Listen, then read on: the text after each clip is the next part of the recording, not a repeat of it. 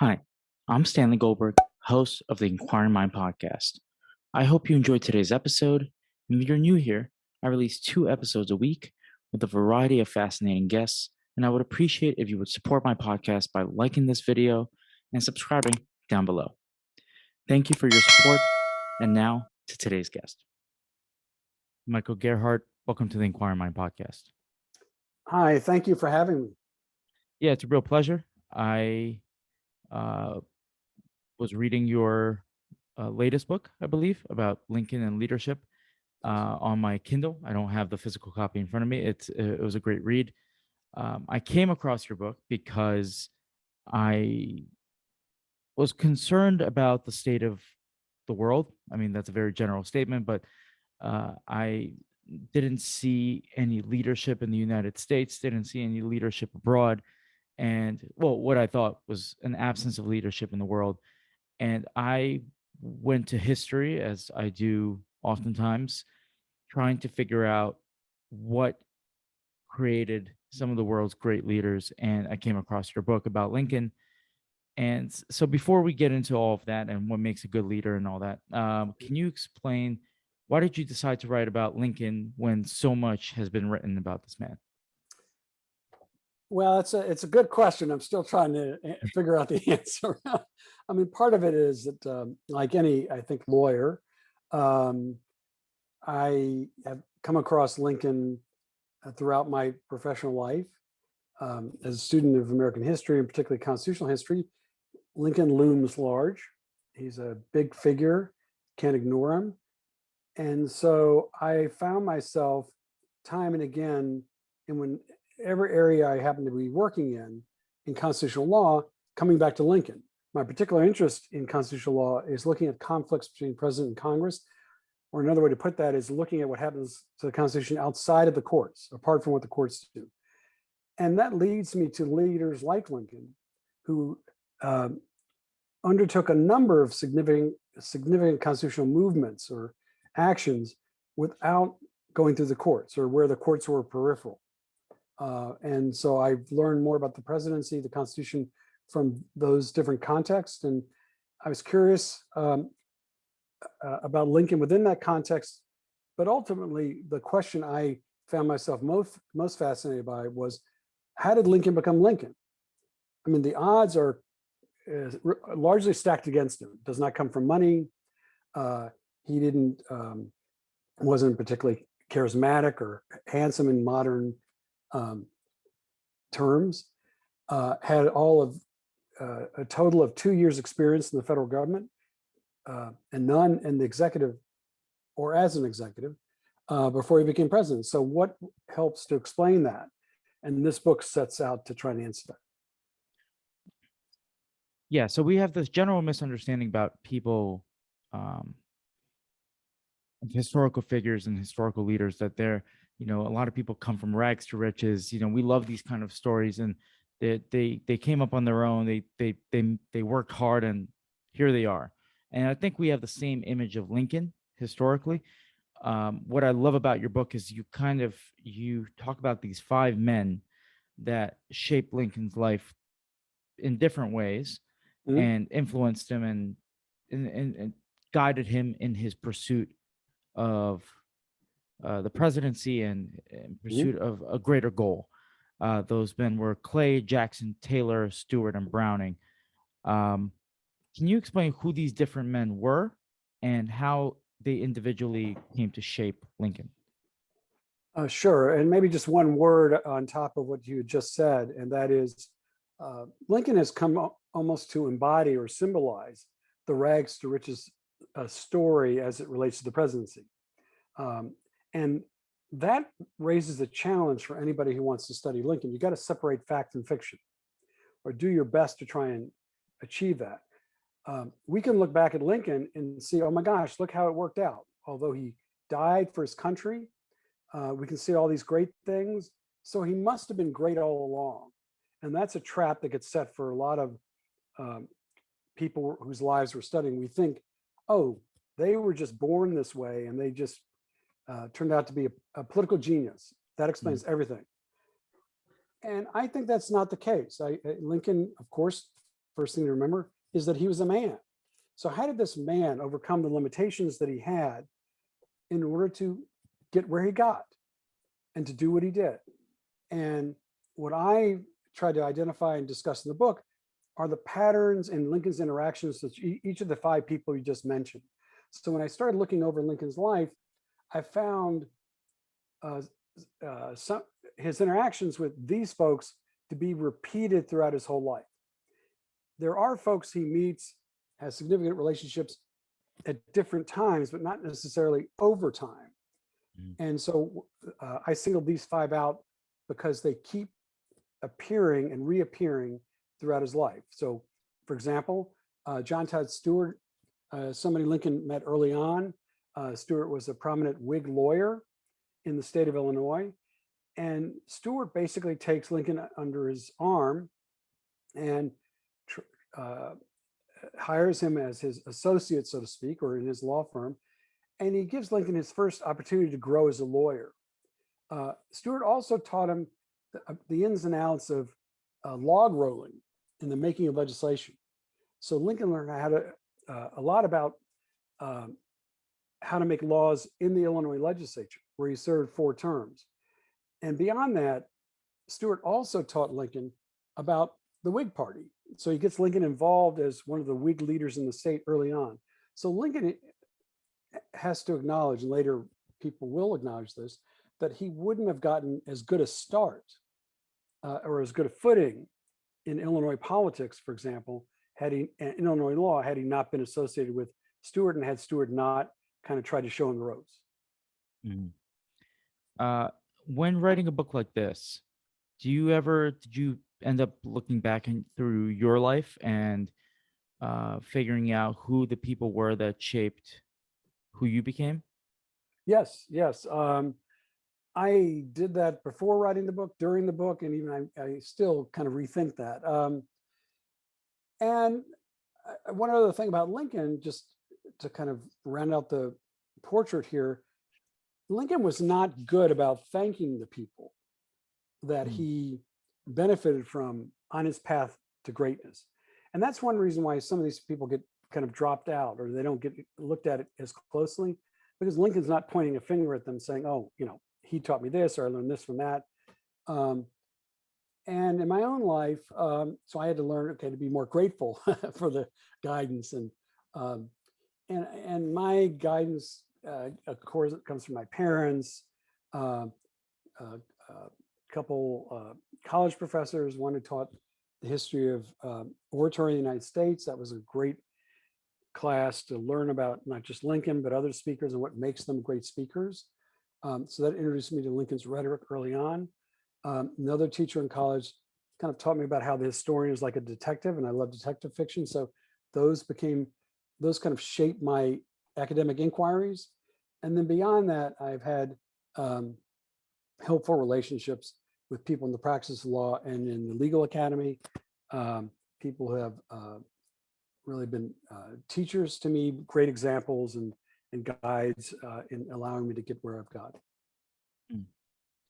I started this podcast by saying that I came across your book because I couldn't really find a leader in the world today that I could say, oh, look at that person, man or woman, that is the shining light or the great example of leadership in the world. And I thought back to the period of the 1930s to the 1950s, and we almost seem to have a plethora of these world leaders, from Churchill and Eisenhower and FDR, Truman. And again, I'm a little concerned at the fact that they don't exist in the world today. Mm-hmm. Am I incorrect in my analysis? Not necessarily. I think a lot depends on what we count as leadership.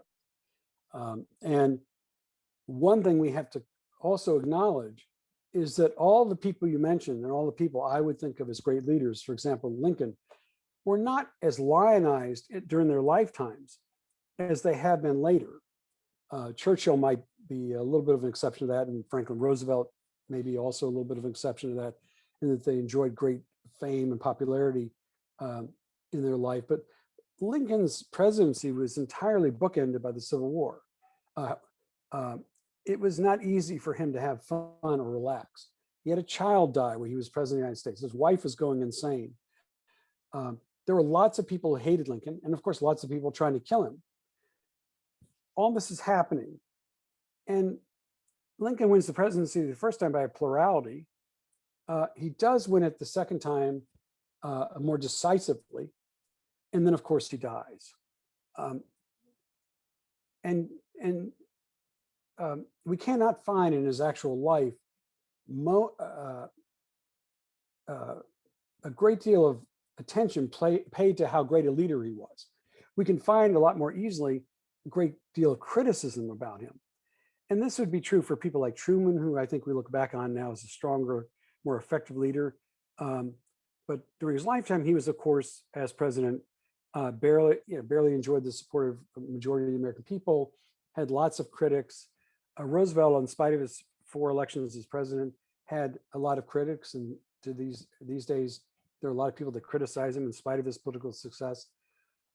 So one thing we've got to sort of work through is what's the relevance of popularity during their lifetimes.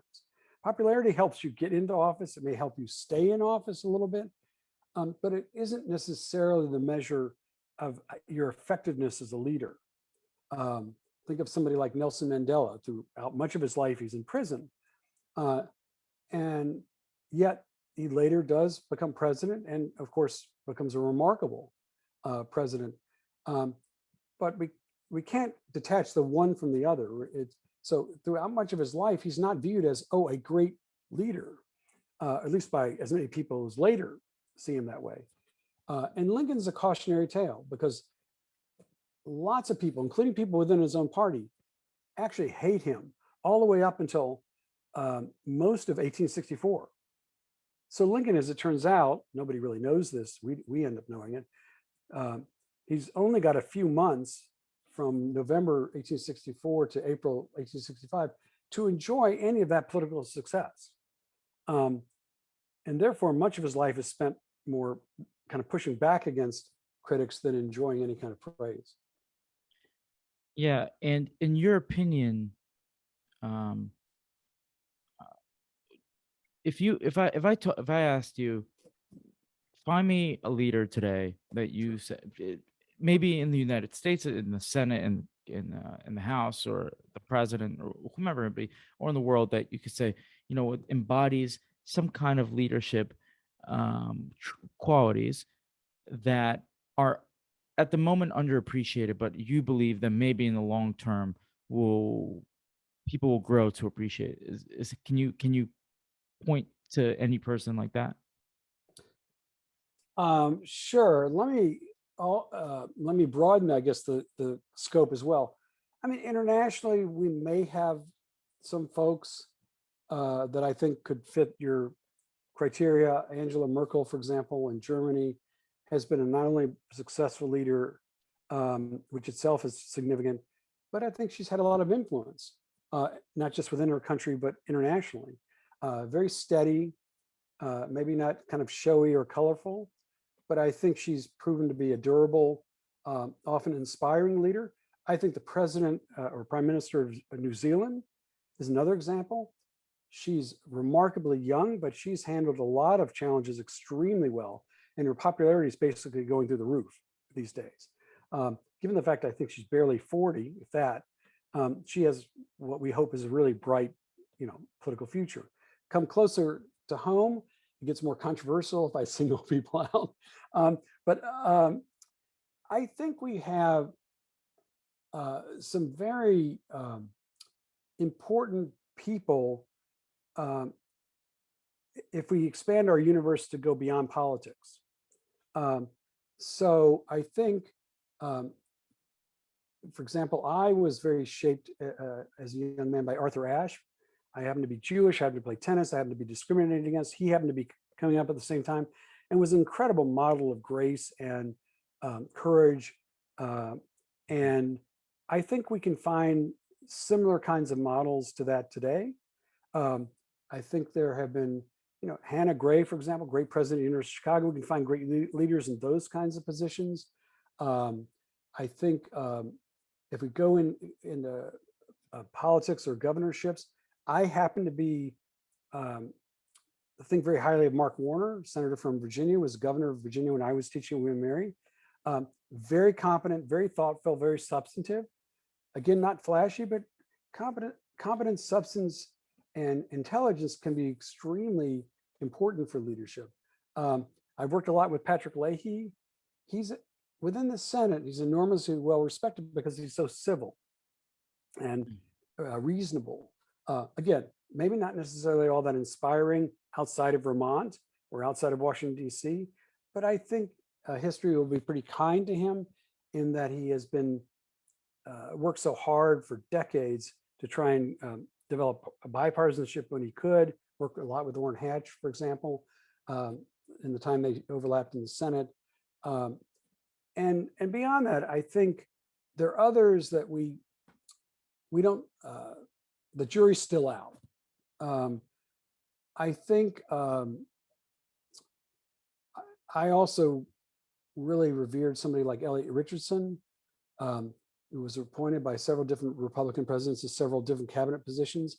Remarkable integrity and remarkable sort of intelligence in the sense that he was he confronted some really tough periods like Watergate and others, but did it enormously well, enormously thoroughly. And I think also within the Senate, you can't deny that Mitch McConnell is an effective leader. You might hate that fact. Some people might hate that fact. Some people might relish that fact. But when it comes to sort of looking at leadership, he's mastered the Senate as much as Lyndon Johnson ever did. So we've got to acknowledge that and add that to the mix as well. Mm. To that point, what are, in your opinion, the qualities that make a good leader? Well, the ones I discuss in the book and use as a metric for Lincoln include number one, sort of rhetoric. What's the quality of their rhetoric? How impactful has it been? Its influence, how well it functions over time, or how well it plays over time. And Lincoln, of course, gets enormous credit on that score. A second thing is management ability to manage difficult problems, and to do that with relative grace and relative and keeping your head together is another really important aspect of leadership. I think the third thing is to try to ensure that other people want to invest in your leadership.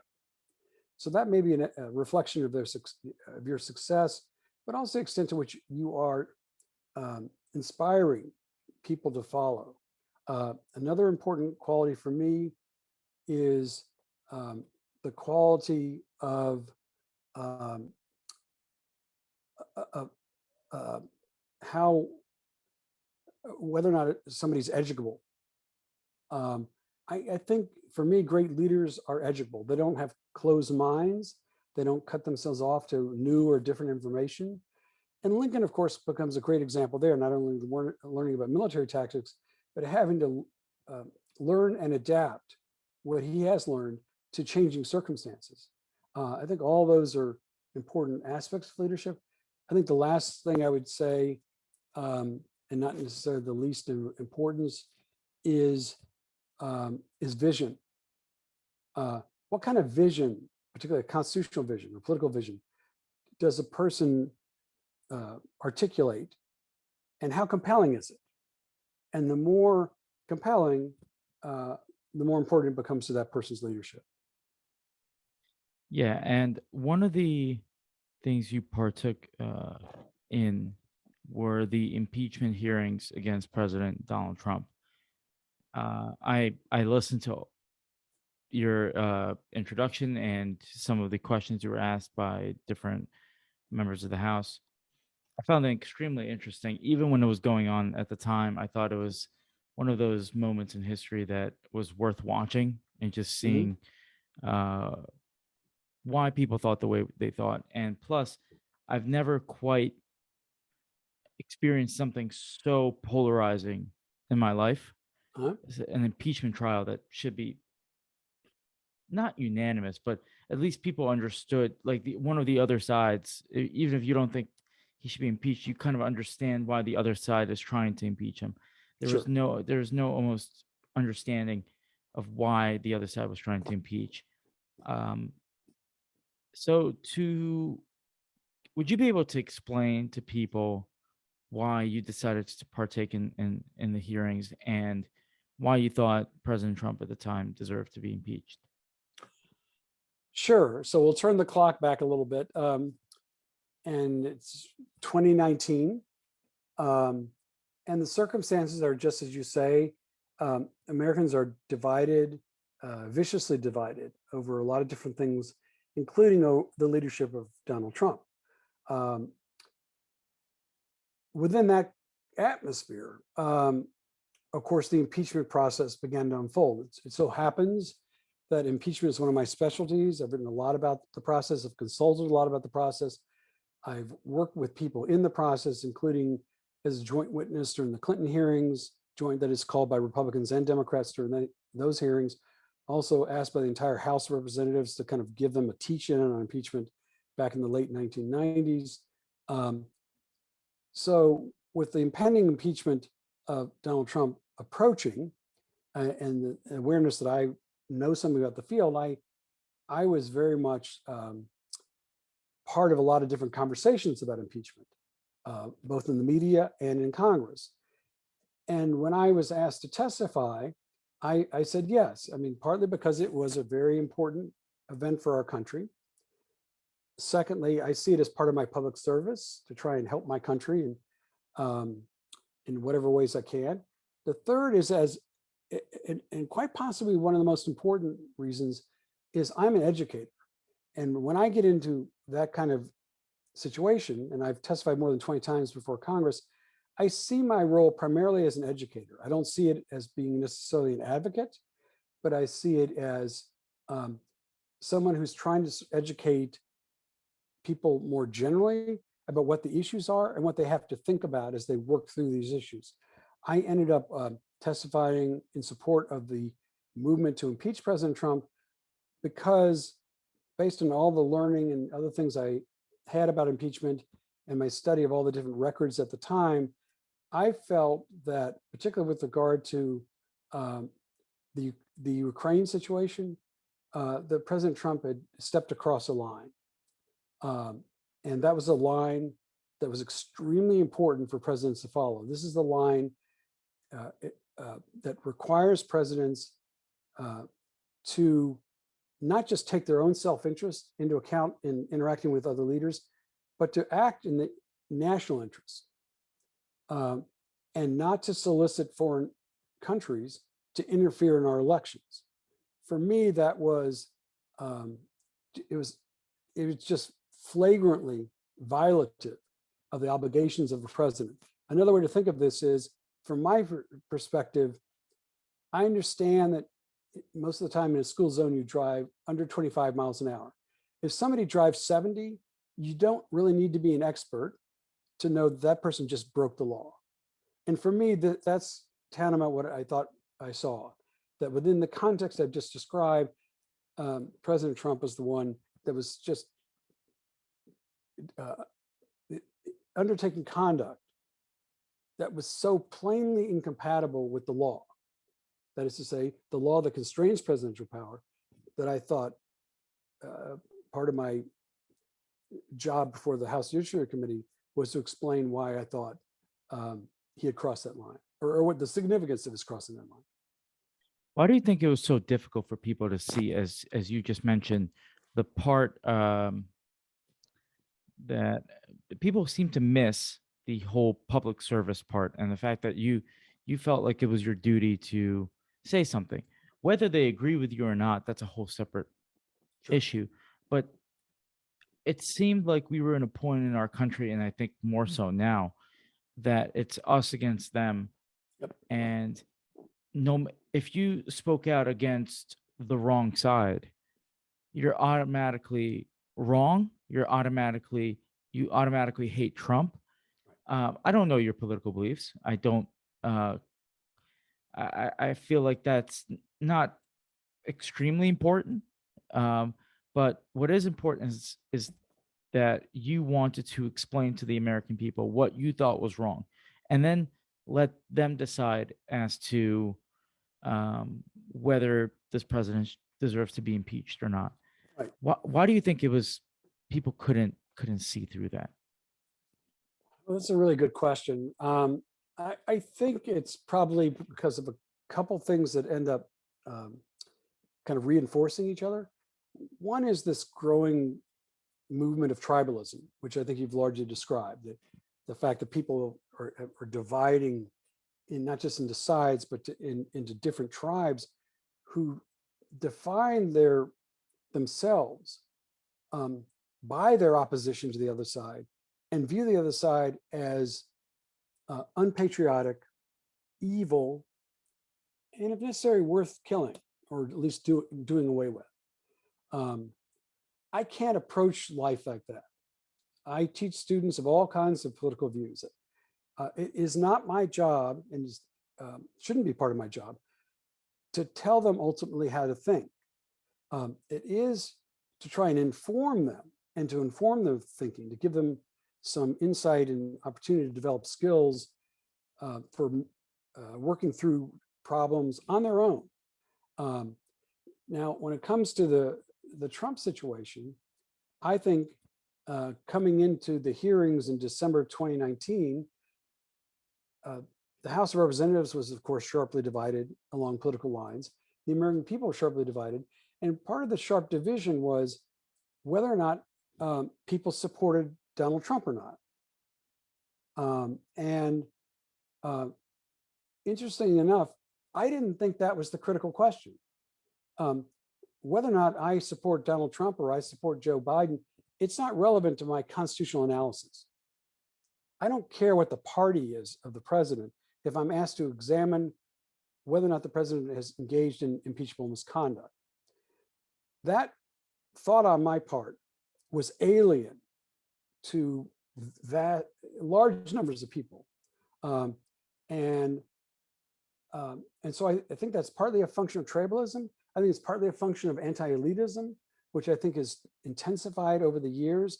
And one thing that I experienced certainly during and particularly after the hearings, when I got hundreds and hundreds of hate emails and letters, and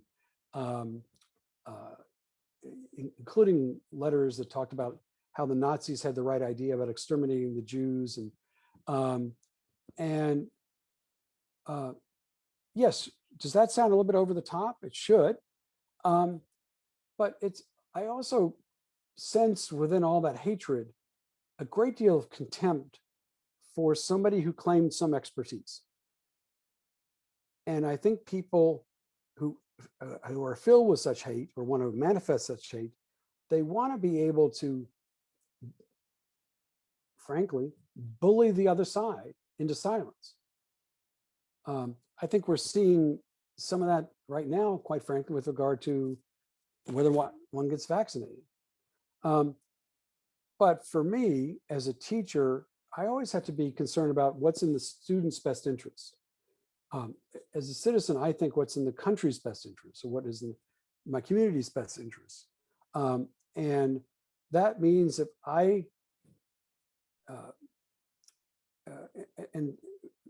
that means I try to be as open to my students as possible about, okay, this is where I think I might have bias. Okay, everybody here should know I did testify in the Trump hearings, but let me tell you about the law of impeachment. So there's no hidden ball, so to speak. I mean, I want everything to be out in the open, and students are always welcome to criticize me. But my objective in class always, and in this book as well, is to really try and educate people about what are the different perspectives on this question, and what are the different positions we could take. I think that's all part of the educational effort, and that's what one of the main things I was trying to do when I showed up in front of the House.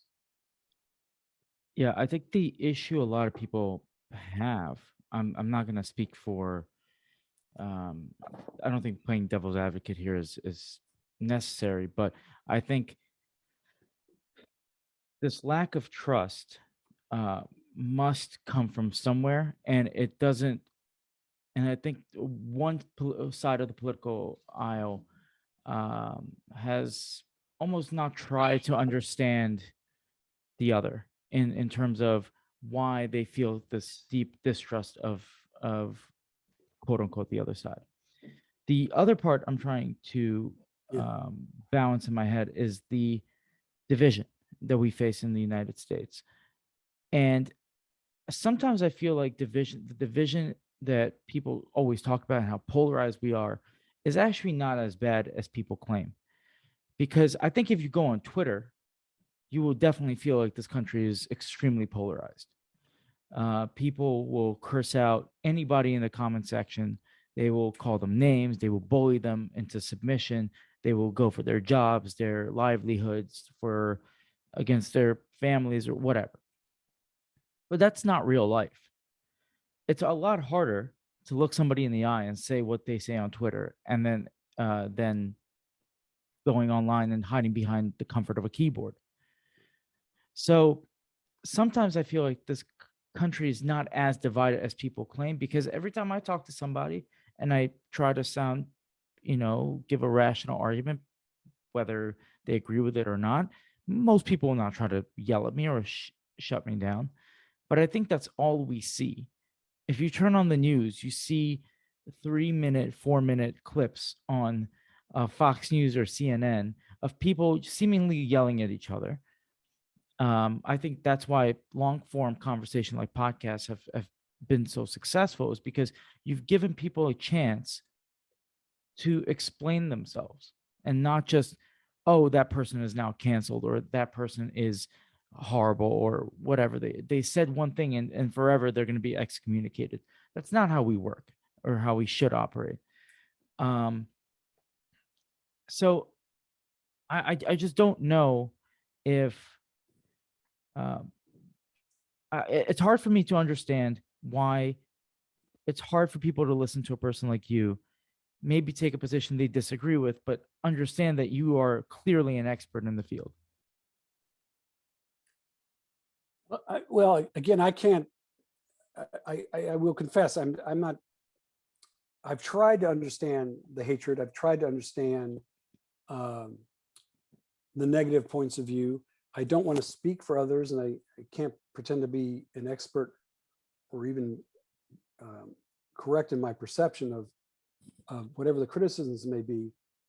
But I do think that one of the kind of themes that works through a lot of what you're talking about, all of which is really, really important, is that um, there is there's a lot of, as you put it, a lot of distrust of government, which is taken largely synonymously with distrust of experts. Um, and and this distrust of experts then extends to uh, actually, this trust of experts rests on an assumption which never really gets explored very well. And that assumption is everybody's on the take. That is to say, everybody but me is on the take.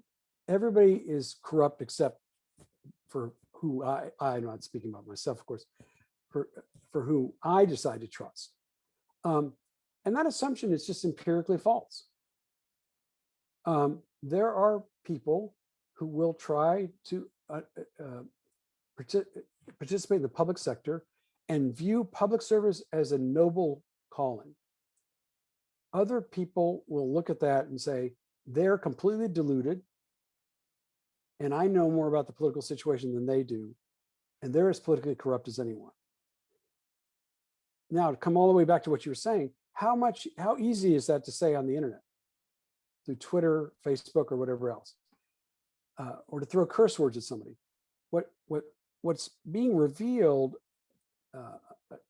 is the dark side of the internet, and that is people harbor a great deal of ill will towards the people they disagree with.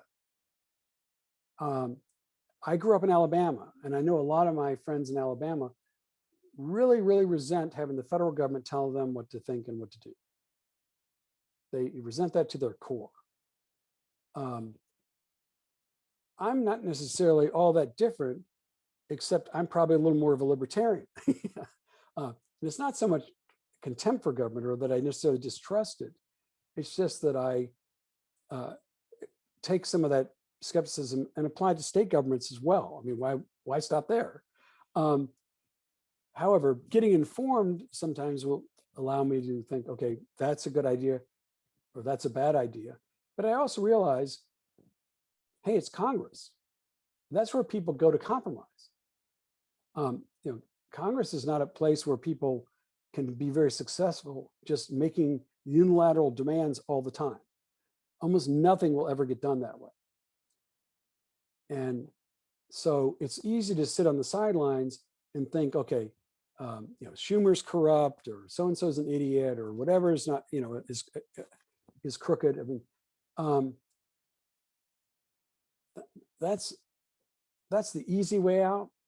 But the hard thing is to realize we have a system of government given to us through the Constitution, and we don't necessarily have to trust it, but we are obliged to figure out how it works. And that's what I see as my main objective, whether it's in the Lincoln book or anywhere else, to say, okay, this is how the system has worked or was working.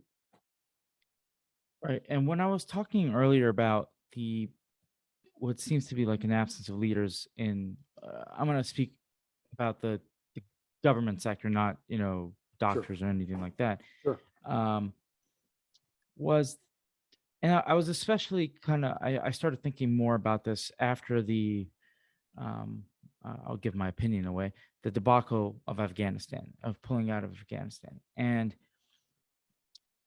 it seems to me that more and more our leaders, whether it be President Biden, President Trump, President Obama, doesn't matter, always do the quote unquote populist thing, which is popular. And I remember President Biden cited the fact that 70 or 80% of Americans want to get out of Afghanistan. Okay, fine. I trust the polling. Let's say that that's the case. I think if I polled people and asked them, do they want $3,000 a month? 70 or 80% will say, yeah, of course I want 70, 80%, $3,000 a month. Yeah, it's a no-brainer, free money. Sure, I'll take it. Right. So why do we decide to do one thing but not the other thing, right? And it seems what's impressive about leaders throughout history is not that they always listened to what the people wanted. They made the uncomfortable decisions that maybe at the time seemed like the wrong decision, but in terms of, if you take a historical perspective, you realize, you know what, that person stepped up. And nowhere is this better exemplified than Churchill, in my opinion, because I think the movie The Darkest Hour, if most people have watched it, doesn't do him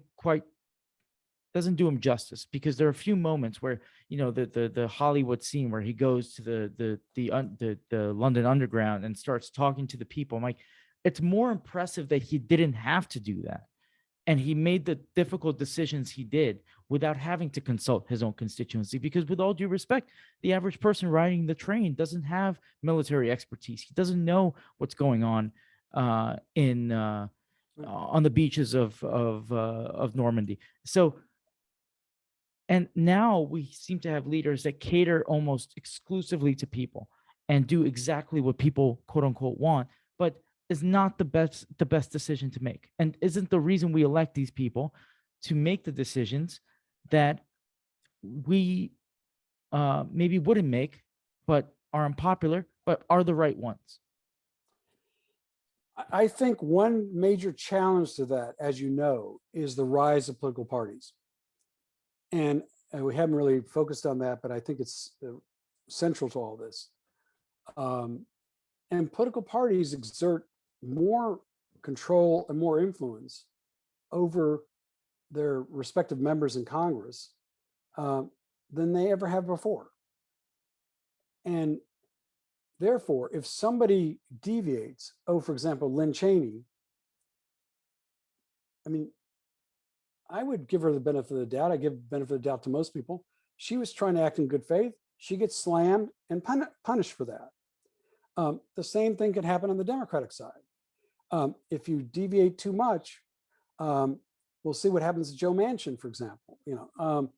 And so the rise of political party and the intensive demand for fidelity to party deflects people from the public good. I do think you're right that if we look over the lives of people we respect as leaders, it wasn't just their popularity that amazes us or inspires us. It's the fact that they are making decisions under tough circumstances, and their decisions are sometimes against their own interests. Churchill is a great example of that, and Lincoln is too. Lincoln is repeatedly doing that. He increases the enlistment of people, gets more and more Union soldiers, puts more and more money into the army, partly, of course, to try and put down that rebellion that he saw coming. That was not necessarily going to make him very popular. Certainly didn't make him popular in the South. And for much of his presidency, he wasn't popular because of that. In a sense, what Lincoln was able to do, and I think this is a mark of a great leader, Stephen Douglas said something about this in characterizing Lincoln, and I'm going to paraphrase it. Lincoln's great gift was he was able to kind of read his times, be able to kind of figure out, okay, within this time, what is possible? And that was a remarkable trait. It's a remarkable thing for leaders to be able to do. Lyndon Johnson, for example, was the first Senate Majority Leader, really in history, to get anything done major on civil rights reform. He did that in the late 1950s. Later, as president, he signs the 1964 Civil Rights Act, knowing that while it is a progressive landmark piece of legislation, it will doom him and hurt his political party. So in retrospect, we can say that was a person that seemed to do something courageous in principle. But the fact is, leaders have to pay costs sometimes. And great leaders oftentimes have to do it more than once. What I'm hearing when you're explaining what you're talking about, is that presidents have stopped thinking about posterity in any sense. If you look through again the historical books, Lincoln, I forget if it's your book or I was reading Abe by David Reynolds, Sure. which is another good book about Lincoln, and Sidney Blumenthal's books about Lincoln. Right. So I don't know which one this appeared in, but there's almost this feeling like he couldn't bear the thought of not becoming great or somebody of value or doing something with his life. And again, this is just a general thread that maybe I'm being a little bit romantic about what it takes to become a leader, but same thing with Churchill, the whole walking with destiny thing. And maybe it sounded pompous when he said it when he was a young man, but he was that one day he will save Europe from itself or something along those lines. But he ended up doing that. And I think people like that, people like Teddy Roosevelt, people like Franklin Roosevelt, people like Lincoln, people like Churchill felt the weight of history on their shoulders. Yeah. That I don't think presidents today, I don't want to assume, but they don't feel that today.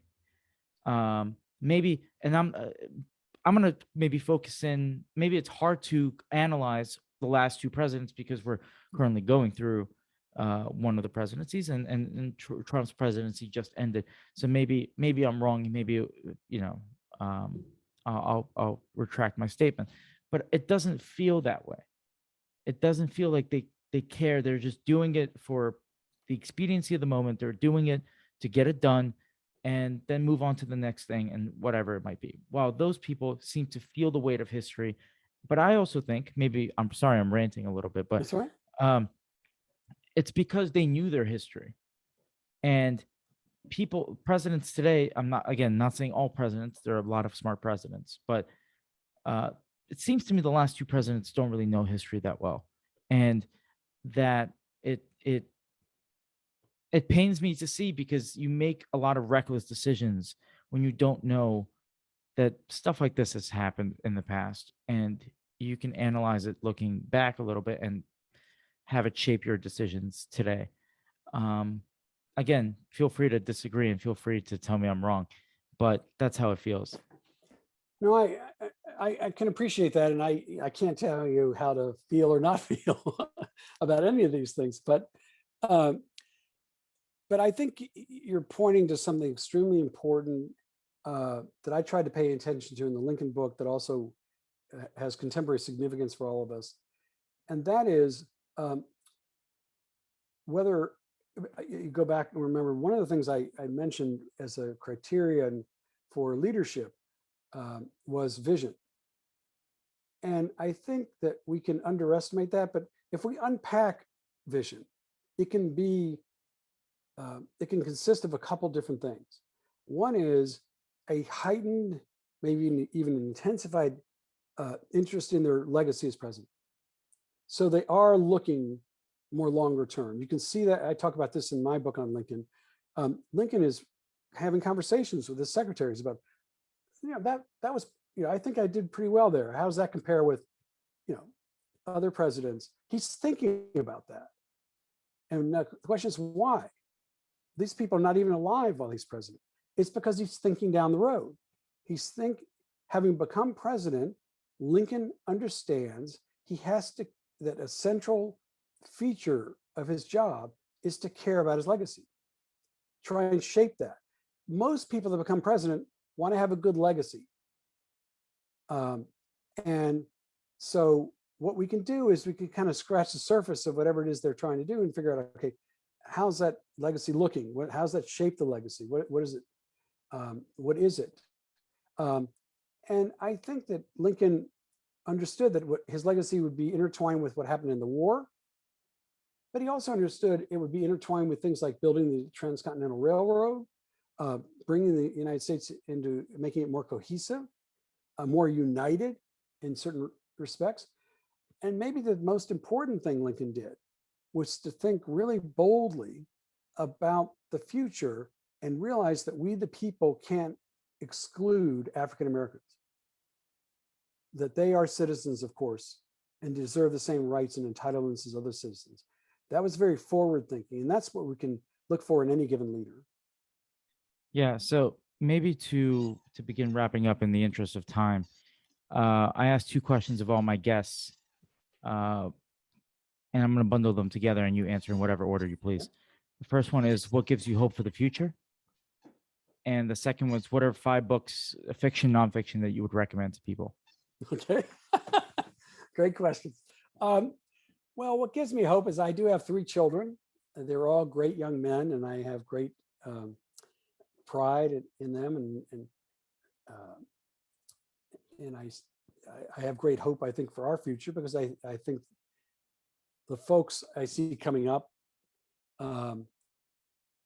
really seem to have good spirits and great values. They'll be good caretakers for our world. I think another thing that may give me hope is, and this is where one of my biases come through, I being a lawyer, I do believe in evidence. I do believe in facts. And so I am tremendously inspired by scientific breakthroughs. The fact that we have this vaccine, more than one, produced in record time, is a remarkable achievement. That gives me hope. And as for the 5 books, well, let's see. I love literature and love mysteries and stuff. So I'll just give 5, but in no particular order. Great, great novel, David Copperfield. Great story of somebody's, in a sense, rise to adulthood. Moby Dick, maybe the great American novel. I also love All the King's Men, another great novel, particularly about politics. Hard not to think about War and Peace. A great novel does have some weird sections in it, but sort of a great, it reminds us not just of our history, but of European history. And one of Tolstoy's viewpoints in that book is that leaders don't make changes, people do. People on the ground make the changes. And then just for the sake of diversifying the list, I love almost everything Agatha Christie wrote. One of the greatest mystery writers of all time, if not the greatest. So The Murder of Roger Ackroyd and Then There Were None, great books if you haven't read them. Wonderful. That's a great list. I appreciate that it was all fiction. Yeah. In nonfiction, there's my book. Yeah, of course. Of course. Right. Michael Gerhardt, thank you very much for coming onto the podcast and speaking with me. Thank you for having me. I appreciate it. I enjoyed it. Thanks.